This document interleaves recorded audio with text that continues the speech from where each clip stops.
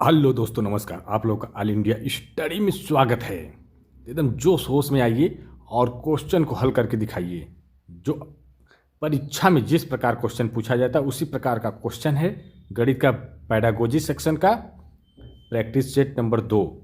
तो आइए प्रश्न नंबर 1 देखते हैं।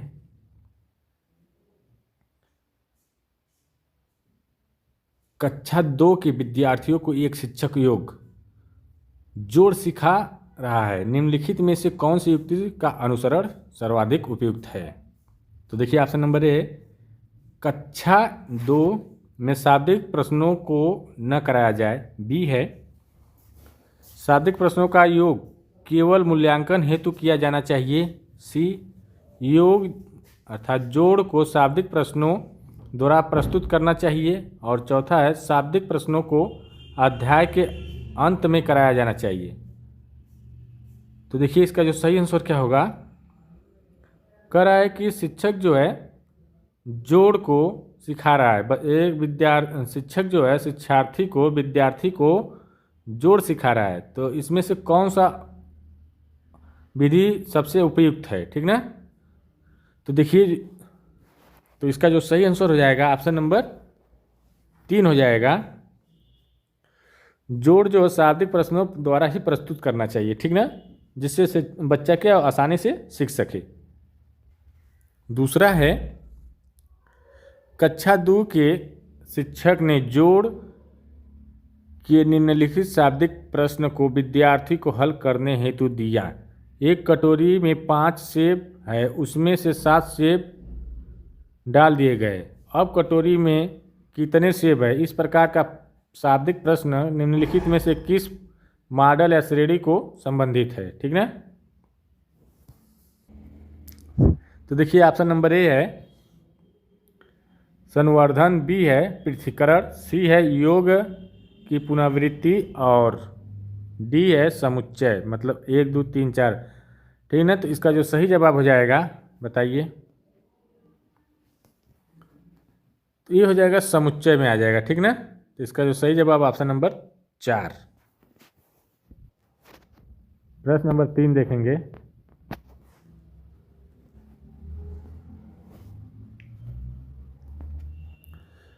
कराए गणित में त्रुटियों की एक महत्वपूर्ण भूमिका है, यह कथन किसका है? यह कथन है ऑप्शन नंबर 1 गलत, क्योंकि गणित में त्रुटियां का कोई स्थान नहीं। बी है गलत, क्योंकि त्रुटियां लापरवाही दर्शाती है। तीसरा है सही, क्योंकि ये बोध कराती है कि बच्चे गणित की अवधारणा को किस प्रकार की संरचना करते हैं, ठीक ना? और चौथा है सही, क्योंकि ये विद्यार्थियों को उनके प्राप्तांकों के विषय में फीडबैक देती है। तो देखिए, कह रहा है कि गणित में जो त्रुटियां होती है एक महत्वपूर्ण भूमिका निभाती है, क्योंकि अगर गणित में त्रुटियां होगी तो बच्चे का जो विकास होगा, अवधारणा का जो विकास होगा और रचना अच्छी होगी, ठीक ना? तो सही इसका आंसर हो जाएगा ऑप्शन नंबर 3 सही, क्योंकि वे बोध कराती है कि बच्चे गणित की अवधारणा किस किस प्रकार की रचना करते हैं, ठीक ना? तो इसका सही आंसर तीसरा हो जाएगा। अब देखेंगे चौथा नंबर, प्रश्न नंबर 4 देखेंगे। देखिए, प्रश्न नंबर 4 है, कक्षा 4 के विद्यार्थियों को समझाने के लिए कि देखिए जो है 1 बटा जो है ना, ये नहीं है, ये है 1/10 और 1/100, ठीक, इसी पर लगाएंगे। कह रहा है कक्षा 4 के विद्यार्थियों को समझाने के लिए कि 1/10 जो है 1/100 से बड़ा है, तो निम्नलिखित में से कौन शिक्षण अधिगम सामग्री TLM सर्वाधिक उपयुक्त है? तो बताइए। तो इसका जो सही आंसर हो जाएगा क्या होगा? संख्या चार्ट के द्वारा हम इसको बताएंगे तो सबसे उपयुक्त विधि होगी। जैसे मान लीजिए ऐसे बनाए, अब इसी को 10 भागों में बांट दिए, और इसी को हम बना करके 100 भागों में बांट के बताएंगे, तब बच्चा को समझ में आएगा कि ये 10 भाग ही है तो बड़ा बड़ा होगा, और 100 भाग होगा तो वो छोटा छोटा हो जाएगा। ठीक ना, इससे बच्चा को समझाएंगे। अब प्रश्न नंबर 5 देखेंगे। दो या उससे अधिक दो विमाओं वाली वस्तुओं की माप क्षेत्रफल के तुलना करने के लिए निम्नलिखित में से कौन सा एक सर्वाधिक उपयुक्त है? पहला है अप्रमाणिक इकाइयों का प्रयोग, दूसरा है आकलन, तीसरा है प्रेक्षण और चौथा अध्यारोपण। तो देखिए जो ये है विमा जो है इसको हमेशा प्रेक्षण के द्वारा ही मापना सबसे बेहतर होता है। ठीक ना, तो ऑप्शन नंबर 3 हो जाएगा। अब प्रश्न नंबर 6 देखेंगे। प्राथमिक स्तर पर गणित की पहेलियाँ मदद करती है। ऑप्शन नंबर ए है कक्षा के प्रतिभा संपन्न विद्यार्थियों को पहचानने में, बी है विद्यार्थियों को मनोरंजन प्रदान करने में, तीसरा है समस्या सुलझाने के कौशलों को परखने में, चौथा है समस्या सुलझाने के कौशलों को प्रोत्साहित करने में। तो देखिए जो प्राथमिक स्तर के जो बच्चे होते हैं उसमें जो गणित जो पहेली दी जाती है वह जो मदद करती है बच्चों को प्रोत्साहित करने के लिए, उस ठीक ना, समस्या सुलझाने के साथ साथ उसके कौशल को प्रोत्साहित करती है, बढ़ावा देती है। तो इसका सही आंसर हो जाएगा ऑप्शन नंबर 4। प्रश्न नंबर 7 देखेंगे। गणितीय संरचना उल्लेख करता है। ऑप्शन नंबर 1 है गणितीय विचारों को समाहित और संगठित करने की क्षमता, दूसरा है समस्याओं को सुलझाने की क्षमता, तीसरा है गणित प्रश्नोत्तरी में भाग लेने का कौशल, चौथा है गणित की कक्षा कक्ष में बोलने की क्षमता। तो कह है गणितीय संरचना का उल्लेख क्या होता है? तो ये जो होता है गणितीय विचारों को समाहित और संगठित करने की क्षमता को ही गणितीय उल्लेख कहते हैं। तो इसका सही आंसर हो जाएगा ऑप्शन नंबर 1। प्रश्न नंबर 8 है राष्ट्रीय पाठ्यचर्या रूपरेखा NCF वर्ष 2005 के अनुसार प्राथमिक विद्यालयों में गणित पढ़ाने का मुख्य उद्देश्य निम्नलिखित में से कौन सा नहीं है पूछ रहा है। तो ऑप्शन नंबर ए बच्चों की सोच विचार प्रतिक्रिया को गणितीय रूप देना, ठीक, बच्चों के संदर्भ में गणित का वर्णन करना, बच्चे के संदर्भ में गणित का वर्णन करना, ये बात तो सही है। समस्या समाधान के कौशल को बढ़ाना, ये भी सही है। गणित के उच्चतर पढ़ाई की तैयारी कराना, ठीक, ये भी सही है, लेकिन ऑप्शन नंबर 1 गलत है। ठीक ना, तो एक गलत पूछा है तो इसका सही आंसर हो जाएगा ऑप्शन नंबर 1। ठीक, और ये सब नकारात्मक होने की वजह से क्वेश्चन इसलिए गलत हो जाएंगे। आइए देखते हैं प्रश्न नंबर 9। प्राथमिक स्तर पर गणित की पाठ्य पुस्तकों की सबसे अधिक महत्वपूर्ण विशेषता निम्नलिखित में से कौन सी है? तो देखिए ऑप्शन नंबर 1 है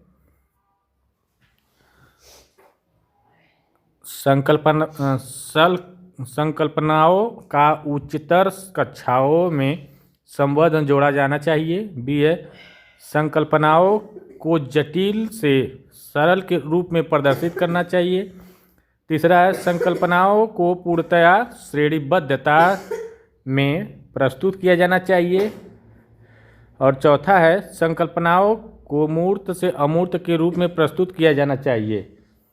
तो देखिए तो इसका जो सही आंसर क्या होगा,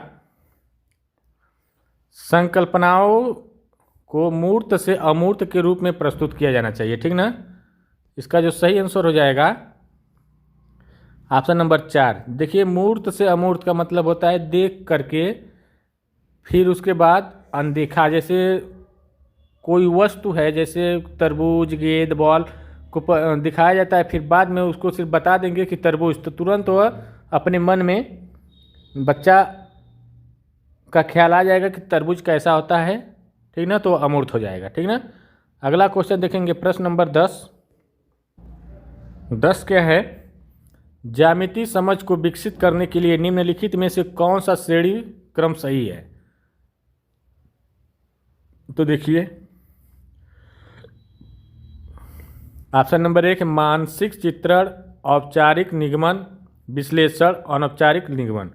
2 है मानसिक चित्रण, विश्लेषण, अनौपचारिक निगमन और औपचारिक निगमन। और तीसरा है औपचारिक निगमन, अनौपचारिक निगमन, मानसिक चित्रण और विश्लेषण। और चौथा है मानसिक चित्रण, विश्लेषण, औपचारिक निगमन और अनौपचारिक निगमन। तो देखिए, सबसे पहले मानसिक चित्रण होता है। तो मानसिक चित्रण देखिए सब में है, ठीक, सभी ऑप्शन में मानसिक चित्रण है, तो ये तो होगा नहीं। देखिए, एक पहले वाले में भी है, दूसरे में भी है, ये तीसरा में नहीं है, तो ये गलत हो गया, चौथे में है।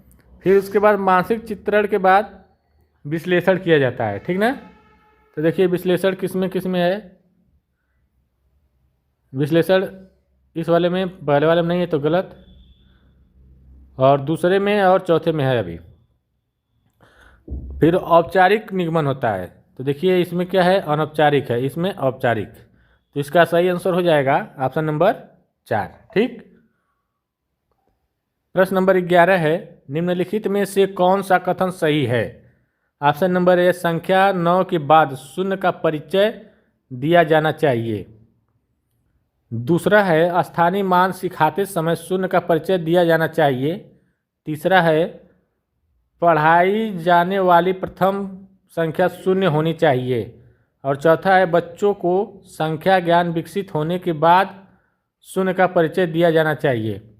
तो देखिए, जब बच्चों को क्या किया जाता है, 1 2 3, 1 से ही स्टार्ट किया जाता है हमेशा, शून्य से तो पढ़ाया ना जाता है कि 0 1 ऐसे नहीं ना, 1 2 3 4 ऐसे करके। तो पहले संख्या का ज्ञान विकसित हो जाता है, उसके बाद शून्य का परिचय करा दिया जाता है, ठीक ना। तो इसका जो सही आंसर हो जाएगा ऑप्शन नंबर 4 हो जाएगा।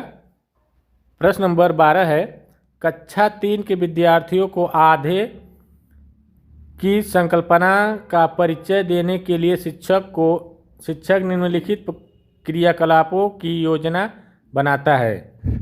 देखिए ऑप्शन नंबर, चित्र दिखाता है जिसमें आधा प्रदर्शित किया गया है, ठीक बात है, आधे का चिन्ह लिखता है, ठीक। और तीसरा है बहुत सारे मूर्त पदार्थों को आधे में विभाजित करता है। और चौथा है कहानी या शब्दों के प्रयोग से आधा प्रदर्शित करता है। तो इसमें से कौन सा सही होगा, ठीक ना, मिलान करना है। पहला नंबर पर कौन आएगा, तो कह रहा शिक्षक को निम्नलिखित क्रियाकलापों में कौन सा सही श्रेणी क्रम अनुसरण करना चाहिए। तो देखिए पहले कौन सा करेंगे,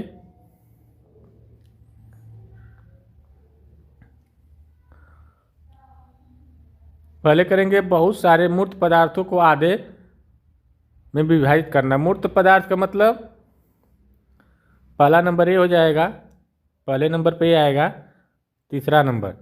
क्योंकि पहले क्या होता है, मूर्त पदार्थ, मूर्त मतलब जो देखा हुआ पदार्थ होता है, उसको आधा में काट देंगे, विभाजित कर देंगे, आधा आधा बांट देंगे, ठीक ना। तो ये पहला हो गया, मूर्त पदार्थ पहले आएगा। फिर उसके बाद आएगा, जब वो मूर्त पदार्थ काट देंगे तो चित्र से पता चल जाएगा कि आधा प्रदर्शित किया गया है, ठीक ना। तो ये आ जाएगा दूसरे नंबर पर, ये आ जाएगा, ठीक। और फिर उसके बाद क्या होगा, कहानी या शब्दों का प्रयोग से आधा प्रदर्शित करता है। फिर उसके बाद क्या हो जाएगा, कहानी या शब्दों के मतलब शब्दों के प्रयोग से आधा को प्रदर्शित करेंगे कि ये आधा है, ये वाला वस्तु आधी है, ये वाली वस्तु आधी है, ठीक ना। तो ये आ जाएगा तीसरे नंबर पर, और एक बचा, ये हो जाएगा चौथे नंबर पर। तो आइए देखते हैं इसमें कौन सा ही होगा। पहले नंबर पर 3 नंबर आएगा, ठीक।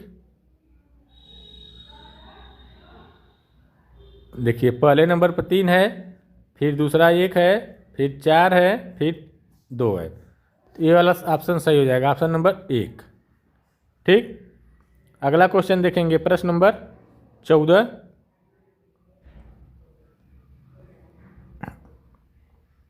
तेरह।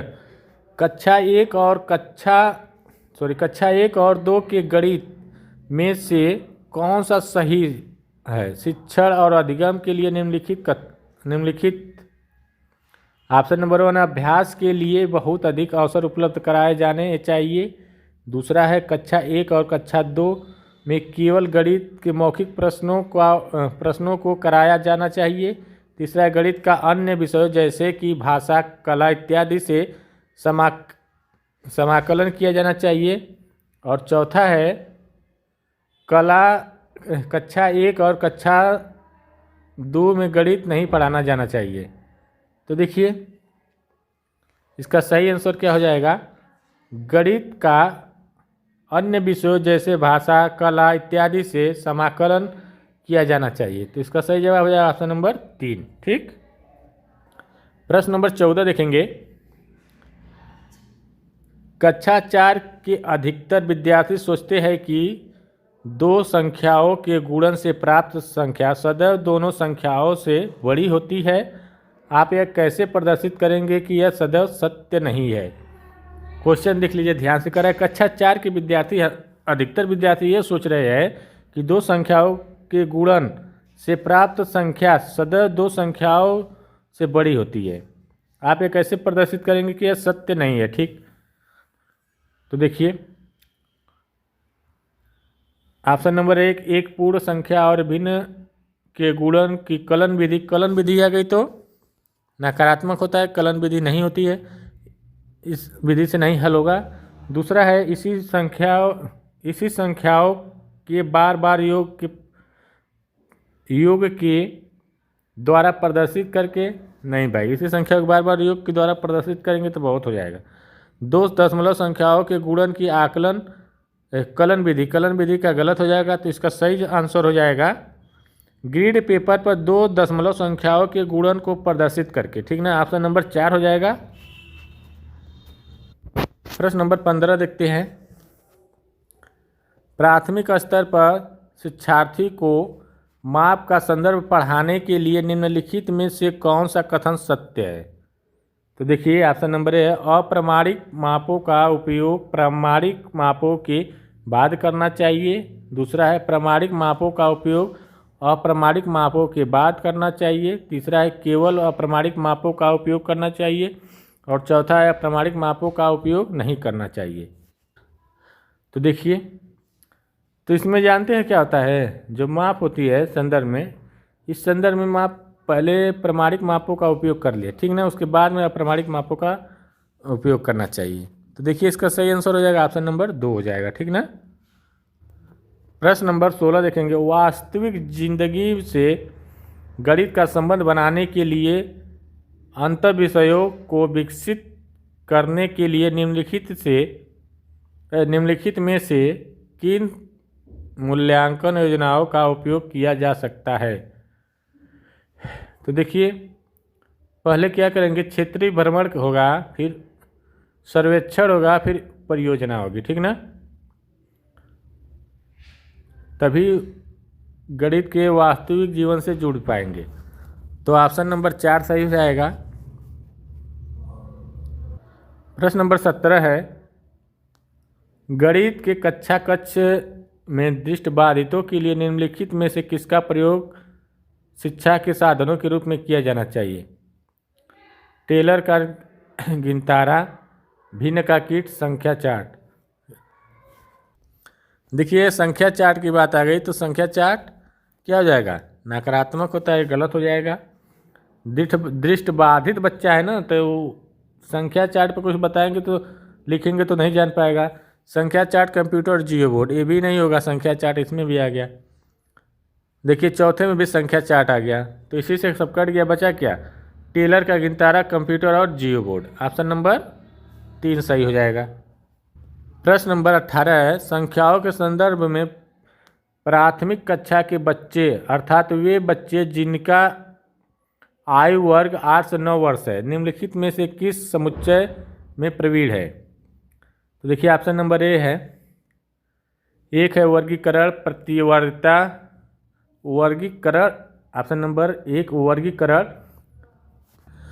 प्रतिवर्तीता अनुपातिक विवेचन। दूसरा है पंक्तिबद्धता प्रतिवर्तीता अनुपातिक विवेचन। तीसरा है पंक्तिबद्धता वर्गीकरण अनुपातिक विवेचन। चौथा है पंक्तिबद्धता वर्गीकरण और प्रतिवर्तीता। तो देखिए इसका जो सही आंसर हो जाएगा ऑप्शन नंबर 4 पंक्तिबद्धता वर्गीकरण और प्रतिवर्तीता। ठीक ना। अब प्रश्न नंबर 20 देखेंगे। प्रश्न नंबर 19 है। ठीक ना। कक्षा 1 के एक शिक्षक ने एक विद्यार्थी को सभी वस्तुओं की गणना करने के लिए कहा जिनमें पेन, रबड़ और शार्पनर का संग्रह था। विद्यार्थी ने सभी वस्तुओं को एक रेखा में रखा और गणना शुरू की। उसने 10 वस्तुओं के स्थान पर कहा कि 2 पेन, 5 रबड़ और 3 शार्पनर है। उनके विचार से विद्यार्थी को गणना के किस सिद्धांतों पर कठिनाई का सामना करना पड़ा। देखिए अगर ये मूर्त स्थिति में रहता तो यह बच्चा कर ले जाता, ठीक ना। लेकिन वो कक्षा 1 का बच्चा है तो आप अमूर्त तरीके से बताएंगे तो वो नहीं कर पा रहा है, ठीक ना। तो इसलिए इसका जो आंसर हो जाएगा अमूर्त और असंगत क्रम सिद्धांत, ऑप्शन नंबर ए हो जाएगा। 20 देखते हैं। कक्षा 2 की एक शिक्षिका ने अपने विद्यार्थियों को 4 इकाई और 3 दहाई लिखने के लिए कहा। कुछ विद्यार्थियों ने 34 के स्थान पर 43 लिख दिया। एक शिक्षिका के रूप में आप विद्यार्थियों को इस संकल्पनाओं को कैसे समझाएंगे। देखिए हमेशा दहाई और इकाई के स्तंभों को, जो इकाई और दहाई के जो स्तंभों है में लिखना सिखाएगी जिससे कोई भ्रम ना हो, ठीक बात। दूसरा है स्तंभ विधि में अभ्यास करने के लिए बहुत सारे प्रश्न देगी। तीसरा है विद्यार्थियों को गिनतारा पर प्रदर्शित करने के लिए कहेगी और फिर लिखने के लिए कहेगी। तो देखिए जो गिनतारा पर कहेगी ये बात सही है, सबसे बेस्ट है, ठीक ना। तो ऑप्शन नंबर 3 सही हो जाएगा। 21 है। गणित में प्रतिचित्रण के लिए निम्नलिखित कथनों में से कौन सा कथन सत्य नहीं है। ऑप्शन नंबर ए प्रतिचित्रण स्थानिक चित्रण को बढ़ावा देता है। दूसरा है प्रतिचित्रण अनुपातिक विवेचन को प्रोत्साहित करता है। तीसरा है प्रतिचित्रण गणित पाठ्यक्रम का भाग नहीं है। चौथा है प्रतिचित्रण का गणित में कई विषयों से समाकलन किया जा सकता है। देखिए तो प्रतिचित्रण का मतलब होता है जो सत्य नहीं है कह रहा है। गणित में प्रतिचित्रण के लिए निम्नलिखित कथनों में से कौन सा सत्य नहीं है। देखिए प्रतिचित्रण स्थानिक चिंतन को बढ़ावा देता है, बात सही है। प्रतिचित्रण अनुपातिक विवेचन को प्रोत्साहित का बात भी सही है। प्रतिचित्रण गणित पाठ्यक्रम का भाग नहीं है, भाई ये गलत है। क्यों नहीं, जरूर है। चित्र के माध्यम से हम समझाते हैं। प्रतिचित्रण का मतलब चित्र को है उसको हम आधा काटते हैं ना, तो उपचित्रण को ही प्रतिचित्रण कहते हैं, ठीक ना। अब प्रश्न नंबर, अब यही सही हो जाएगा, सही की बात नहीं है तो तीसरा सही हो जाएगा, ठीक ना। प्रश्न नंबर 22 देखेंगे। आकृतियों के निम्नलिखित पहलुओं में से किसका प्राथमिक स्तर से कोई संबंध नहीं है। तो देखिए ऑप्शन नंबर ए प्रतिरूप पैटर्न। दूसरा है को। तीसरा है सममित और चौपड़। देखिए इसमें ऑप्शन सही कोई नहीं मिल रहा है। पहलुओं की भी किसका प्राथमिक स्तर के लिए कोई संबंध नहीं है। चौपड़ भी होता है, पैटर्न भी होता है, सममिति भी होती है। करा है आकृति के निम्नलिखित पहलुओं में से किसका प्राथमिक स्तर के लिए संबंध नहीं है। चौपड़ का संबंध प्राथमिक स्तर के लिए होता है, सममिति के लिए होता है, चौपड़ के लिए भी होता है। देखिए को को क्या है, यही गलत होगा, ठीक ना। ऑप्शन नंबर 3, ये तीनों का होता है, ठीक ना, तो ये सही हो जाएगा। अगला देखेंगे प्रश्न नंबर 23। गणितीय खेल और पहेलियाँ मदद करते हैं। तो देखिए, गणित के प्रति सकारात्मक आवृत्ति को विकसित करने के लिए, बात सही है भाई। दूसरा है गणित और प्रतिदिन के विचारों के संबंध स्थापित करने के लिए, ये भी बात सही लग रहा है। गणित को आनंदमय बनाने के लिए, ठीक है, ये भी। समस्या समाधान के कौशल को प्रोत्साहित करने के लिए, तो देखिए ये भी तो सही लग रहा है। तो चारों सही है, ठीक ना। तो लिखा है क्वेश्चन में, तो उपरोक्त में से विकल्प का सही चयन करिए। तो इसका मतलब हो जाएगा चारों सही है, तो ए बी सी डी सब सही हो जाएगा, ठीक। अब प्रश्न नंबर 24 देखेंगे। एक दिए हुए आयत और समांतर चतुर्भुज का क्षेत्रफल समान है, परंतु कक्षा 4 के अनेक विद्यार्थियों ने उत्तर दिया कि समांतर चतुर्भुज का क्षेत्रफल अधिक है।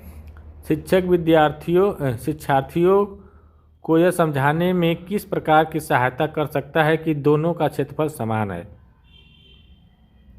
ठीक ना। तो कागज मोड़ने के प्रयोग से, पैमाने के प्रयोग से, जियो बोर्ड के प्रयोग से, आलेख ग्राफ के प्रयोग से। तो देखिए, जो शिक्षक जो है बताएगा ग्राफ के प्रयोग से, ऑप्शन नंबर 4 सही हो जाएगा। प्रश्न नंबर 28, कहाँ है दिमाग है, 25 है। राष्ट्रीय पाठचर्या की रूपरेखा एनसीएफ 2005 के अनुसार प्राथमिक स्तर पर गणित शिक्षण का उद्देश्य निम्नलिखित में से कौन सा नहीं है। देखिए, गणित में उच्चतर और अमूर्त पढ़ाई की तैयारी कराना। दूसरा है गणित को बच्चों की ज़िंदगी के अनुभवों का भाग बनाना, बात सही है। समस्या समाधान और समस्या प्रस्तुत करने के कौशल को प्रोत्साहित करना, ये भी सही है। तर्क संगत विचारों को प्रोत्साहित करना, ये भी सही है। तो ये वाला ऑप्शन सही नहीं है, तो इसका सही जवाब हो जाएगा ऑप्शन नंबर 1। प्रश्न नंबर 26 है। 2 अंकी संख्या को दूसरी 1 अंकीय या 2 अंकीय संख्या से गुणा करने की प्रक्रिया को समझने के लिए निम्नलिखित में से कौन सी पूर्व जानकारी होना आवश्यक है। तो देखिए, ऑप्शन नंबर 1 का क्रम विनिमय गुण, दूसरा है गुणन का क्रम विनिमय गुण, तीसरा है गुणन योग पर वितरण के रूप में, चौथा है गुणन विभाजन के प्रतिलोमन के रूप में। तो देखिए, इसका जो सही आंसर हो जाएगा गुणन योग पर वितरण के रूप में, ठीक ना, ऑप्शन नंबर 3। 27 है। गणित से भयभीत होने और उसमें असफल होने के लिए निम्नलिखित में से कौन से एक उदाहरण, निम्नलिखित में से किसे एक कारक नहीं माना जा सकता। ऑप्शन नंबर 1 कक्षा कक्ष के अनुभव, दूसरा है प्रतीकात्मक संकेत, तीसरा है गणित की संरचना, चौथा है लैंगिक भेद। तो ये देखिए, लैंगिक भेद इसका सही हो जाएगा। प्रश्न नंबर 28। 2 संख्याओं के योग की संकल्पना को पढ़ाने के लिए निम्नलिखित में से शिक्षण अधिगम का कौन सा साधन सर्वाधिक उपयुक्त है। तो देखिए, ग्राफ पेपर सबसे बढ़िया उपयुक्त होता है, ऑप्शन नंबर 3 हो जाएगा। अब यहीं पर आज को क्लास को समाप्त करते हैं। अब मिलते हैं अगले वीडियो के लिए, तब तक के लिए नमस्कार, धन्यवाद। वीडियो को लाइक शेयर जरूर करिए।